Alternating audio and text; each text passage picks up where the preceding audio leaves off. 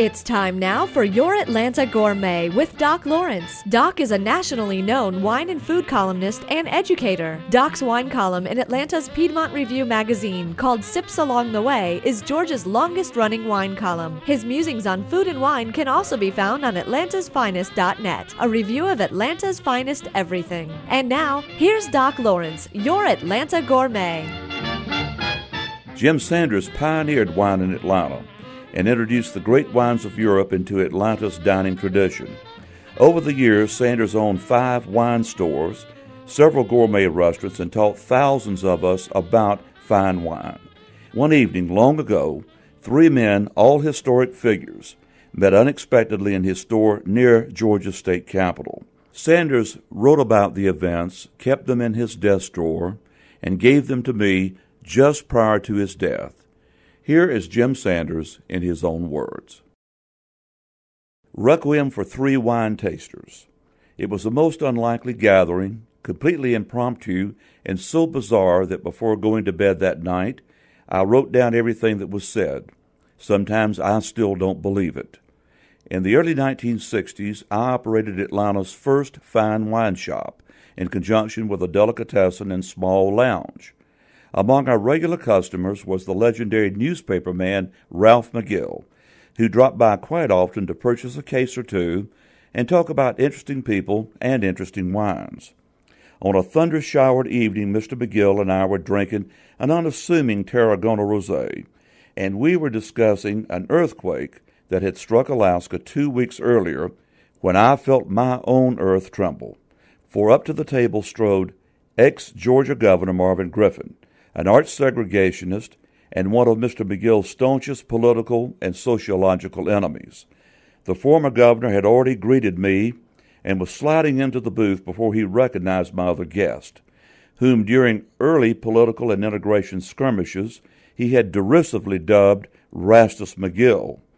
By then, Mr. McGill, who had returned the favor by labeling Governor Griffin a racist bigot and accusing his administration of having taking ways, had eased as far back in the booth as the wall would allow. Governor Griffin jumped in shock when he recognized his old adversary, and I feared an unpleasant scene. But I need not have worried. Governor Griffin stuck out his hand and said, "How are you, Mr. McGill?" The famous editor replied, "Well, I'm fine, Governor, and I'm pleased to see you again." Noticing my obvious concern, he said, "Don't worry, Jim. We can always talk about the weather." "And wine," I added hopefully, and wine they agreed. Governor Griffin, who had abided wine with me on numerous occasions, but was by no means an aficionado, accepted a glass of the rosé, and the conversation turned to the death a few days earlier of General Douglas MacArthur, whom Mr. McGill had interviewed several times and under whom Governor Griffin and I had served during World War II. Just then I excused myself, for a customer had entered the wine department. A stocky, well-dressed black man, the polite term used in those days was Negro, had been by previously for a bottle of Amontillado as a gift for a friend. He again selected a sherry, and his attention was captured by some rare burgundies. He fondled them, but could not bring himself to purchase them. That's when Mr. McGill spotted him. Mr. McGill came out of the lounge, shook hands with my customer, and the two moved into a corner to talk. Anticipating a lengthy conversation, I rejoined Governor Griffin, probably Georgia's most accomplished raconteur. He had just finished one of his famous stories when Mr. McGill returned to the table, bringing his customer with him. "Gentlemen," he said, "you know the Reverend Martin Luther King, Jr., don't you?" Governor Griffin replied, "Like we say in South Georgia, we nodded, but we haven't shook," and he extended his hand. So Dr. Martin Luther King, Jr. joined the tasting.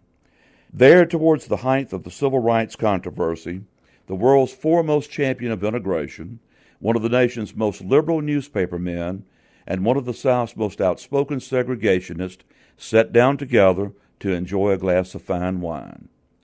Over the flavorful little rosé, we talked about the quality of wines. Dr. King and Governor Griffin asked almost the identical question, wondering if there was any real difference in wines of the same name. To prove the point, I poured taste of 3 sauternes, a low-priced jug type, a very fruity one from Ohio, and a classic 1953 vintage from one of France's great vineyards. Of course, the quality differences were overwhelming. Each was distinguishable by color and smell alone. The Ohio wine was 3 times as flavorful as the first, and the last was in an exalted class of its own. Dr. King exclaimed, "It's like the best cantaloupe you've ever tasted compared to damp pasteboard." In the ensuing conversation, we learned that while at college in Boston, Dr. King had a friend and benefactor who owned a cellar and everything, that he had been poured wines at formal dinners, but that he never had an opportunity to learn much about them.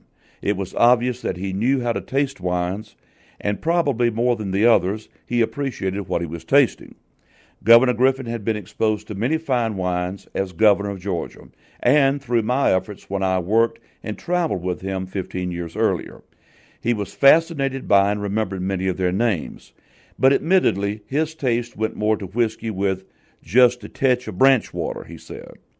Mr. McGill had drunk good wines for many years, and he understood and appreciated them.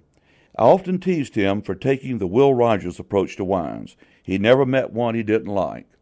And he particularly liked to drink wines from regions he had seen firsthand.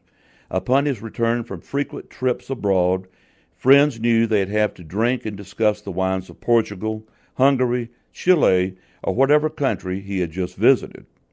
As the wines were analyzed, talk never approached anything even slightly controversial. It was as if all three were well armed, but no one would be the first to draw his weapon. The atmosphere could not be termed chummy, but neither was it cold. Carefully polite and extremely respectful probably are the best words. Governor Griffin and Dr. King remembered a mutual acquaintance from Griffin's home county, a black country preacher who was a local legend, so they took turns telling stories about him, including one about how, after a long drought, he prayed for rain continuously for several days.